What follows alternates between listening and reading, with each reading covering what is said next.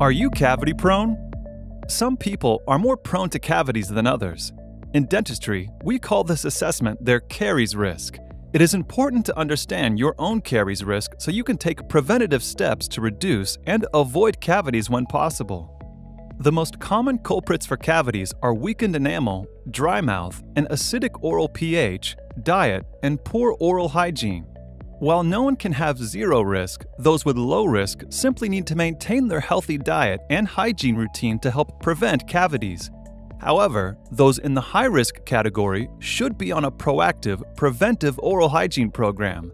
The higher your risk, the more you'll need to do to tip the scale in your favor. Let's discuss some ways you can reduce your risk for cavities.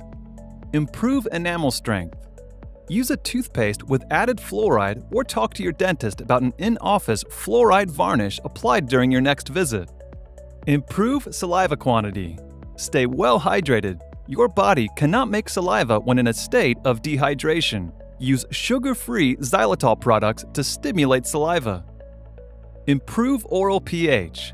Reduce your consumption of acidic beverages like coffee and fruit juices that wear down your enamel, and drink plenty of water in between.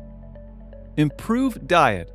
You should reduce sugar and simple carbohydrates as much as possible. Snack instead on foods high in fat and protein. Improve oral hygiene. Remember, both consistency and technique matter. Plaque collects on the teeth all day, every day, so you should always remove that plaque daily with brushing and flossing. Having a high risk for cavities does not mean developing new cavities is inevitable. There are proactive, conservative ways to reduce your risk and help prevent cavities in the future. Your dentist is the best source of information about which steps would be most beneficial for you.